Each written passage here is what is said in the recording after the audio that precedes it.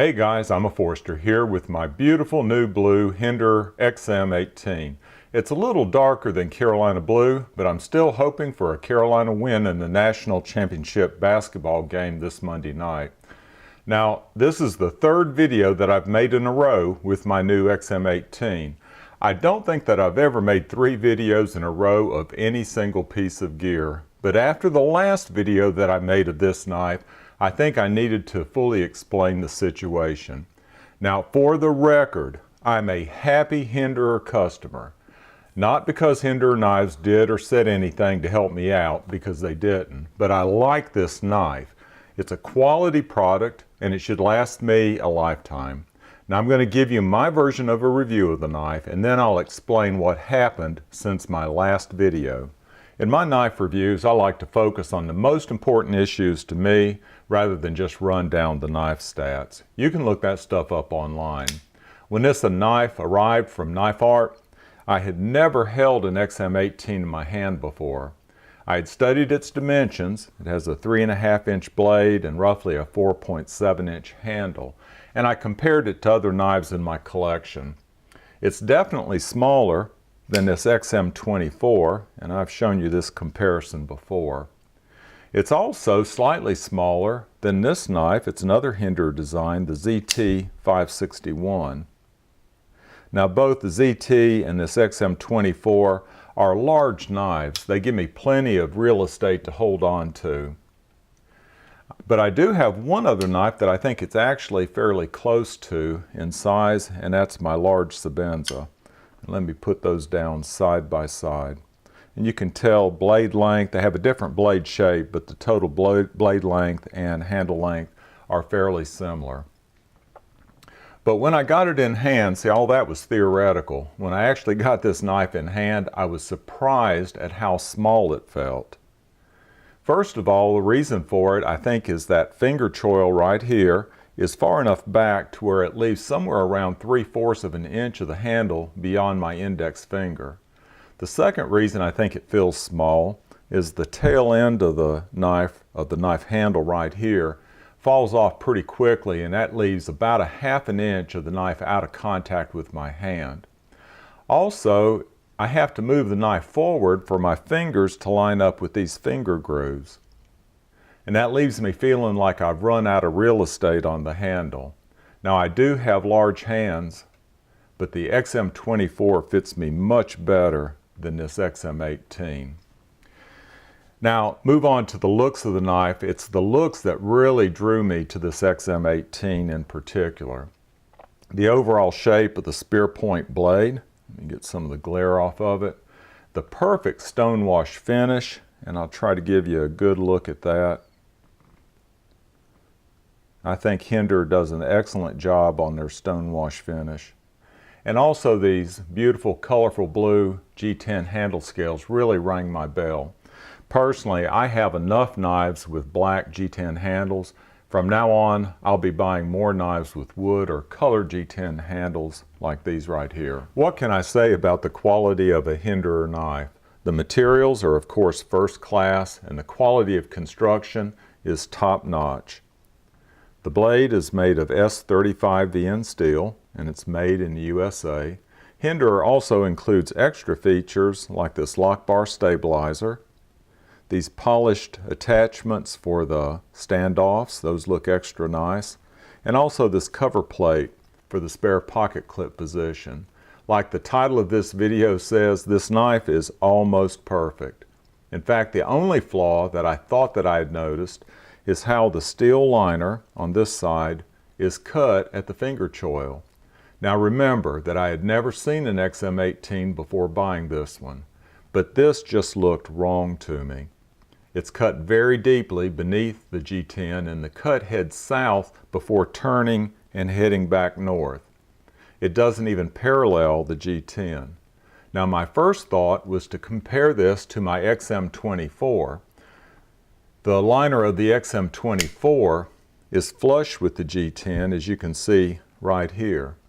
And that's as I would think it should be. Then I contacted Knife Art for their input. I sent them a picture so they could see for themselves, and the picture was roughly of this area right there. They got right back to me with an email telling me to return it to them. They added that Hinderer Knives would definitely want to know about this. Now at this point, I wasn't sure that this was a defect that just hadn't been caught. I made a video that I titled Hinderer Custom versus Midtech Knives. It took me by a surprise when 2 or 3 comments were made immediately that said that this was a design feature, not a defect. I immediately took the video down until I could check into it more. So then I contacted Hinderer Knives directly and I sent them the picture of my knife. They responded after a few days with a picture of an XM-18 that showed how the liner should look. They said my knife was just fine. I'll post the picture of my knife that I sent them and the picture of their knife showing how it should look. Study these pictures closely.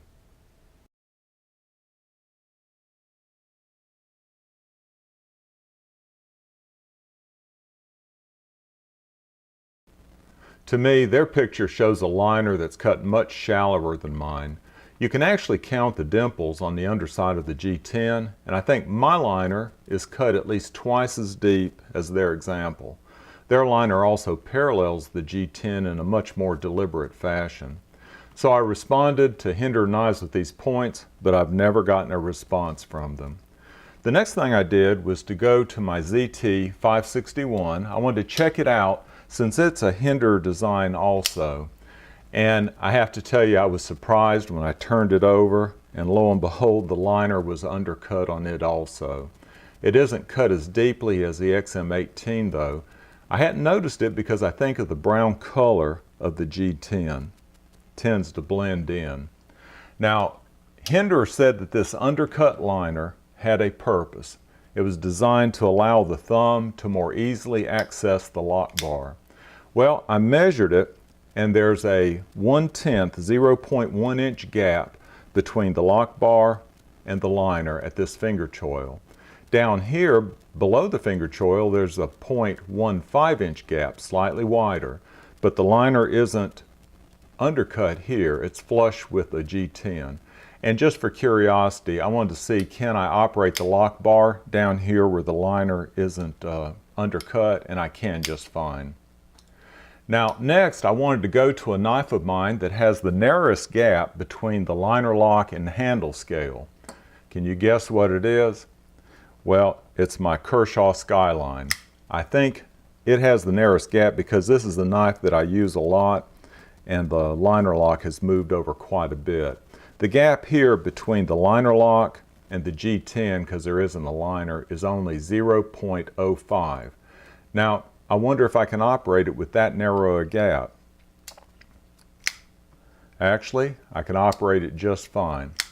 So you don't have to have a wider gap.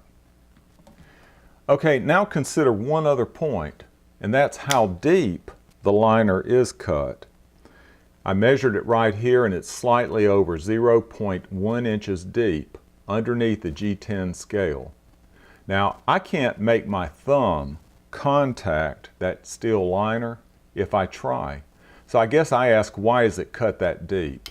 Why not just have the steel liner run parallel just under the G10 and possibly chamfer the edge of the liner in the finger choil?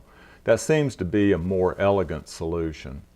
In any case, I felt like Hinderer brushed off my question.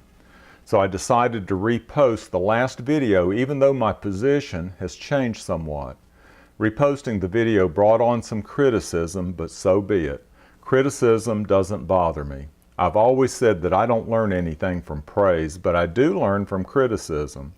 I've looked further into this issue. Now, my conclusion is that this undercut liner on the XM-18 is possibly out of spec and, in my opinion, a design flaw. Regardless, I love this knife and I'll enjoy carrying it. I'm a happy Hinderer knife owner. The knife isn't perfect, but then neither am I.